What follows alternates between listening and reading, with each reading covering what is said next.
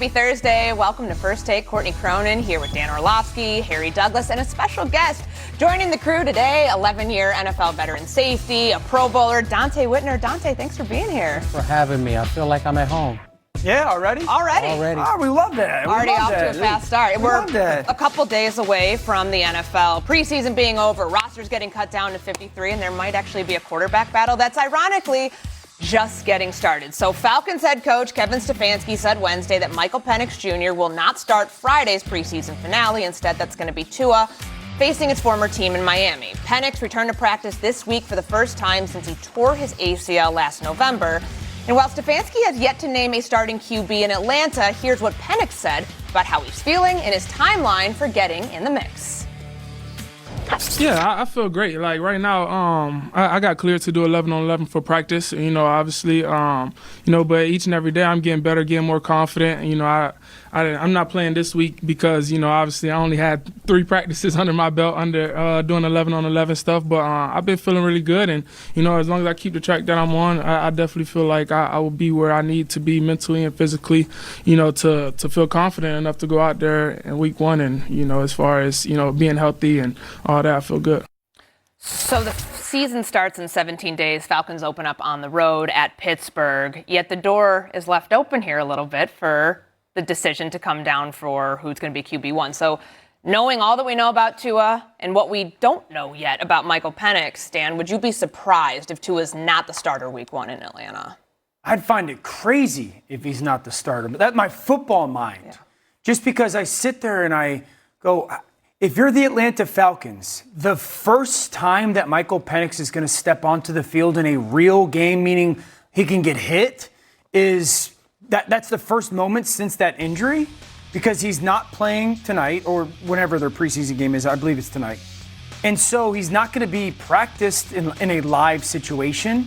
And I just think that's a really difficult thing to just, if you're Atlanta, just ask Michael Penix, you're our opening day starter. It has nothing to do with ability or potential.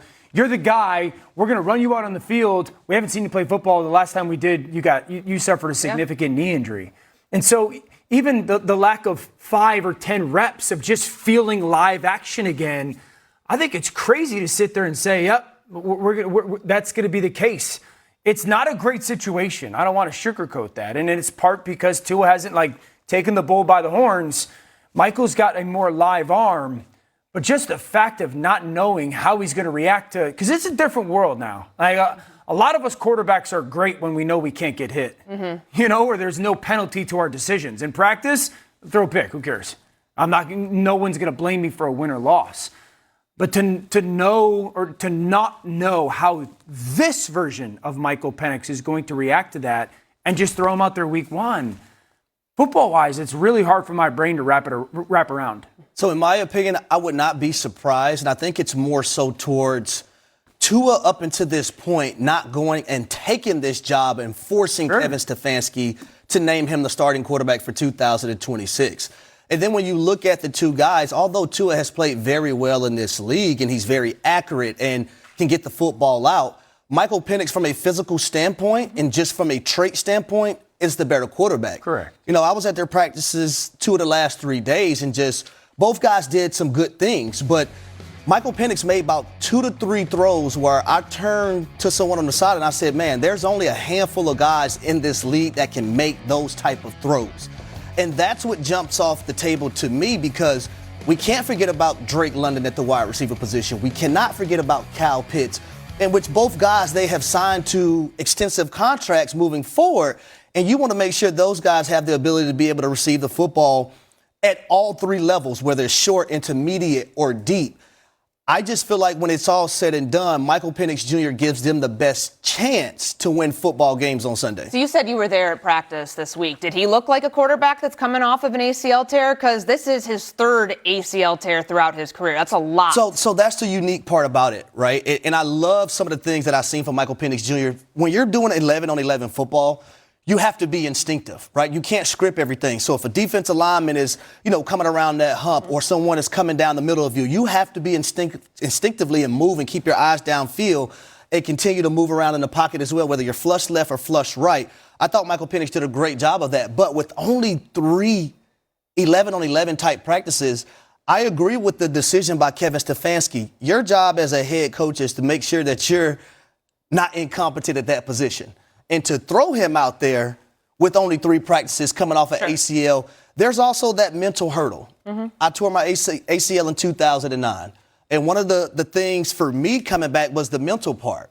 You know, getting over the same spot on the football field where I got hurt. You know, doing one-on-ones again, because that's why I got hurt, in one-on-ones in training camp. All these things are going through your mind, but also getting accustomed to guys being around your legs again. That's a thing. And I know people who haven't torn the ACL, they don't look at those little intangibles, but it actually is something. So I think when it's all said and done, it would not surprise me if Michael Penix Jr. was the starting quarterback for Atlanta. Okay, so you say you think it'd be crazy, you'd be shocked if it's not Tua. You think it could be Michael Penix.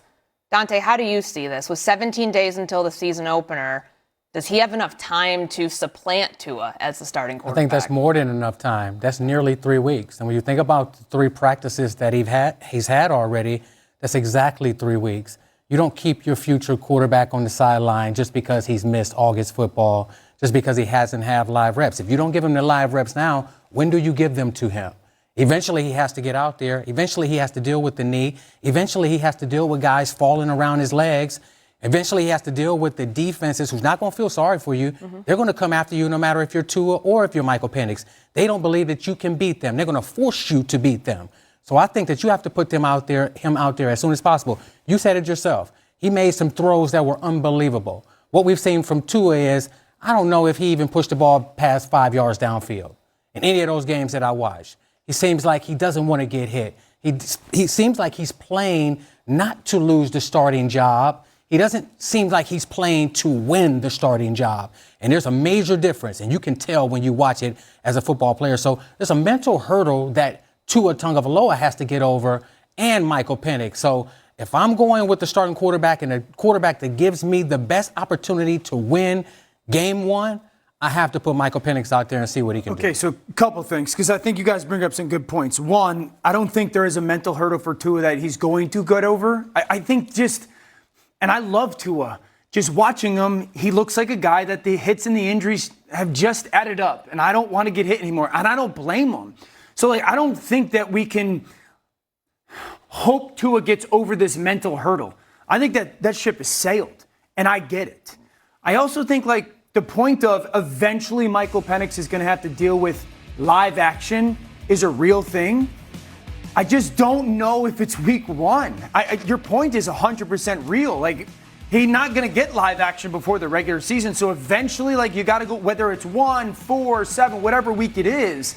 That's such a foreign thought for me to comprehend around, because we all continue to say 11 on 11. He's not playing 11 on 11.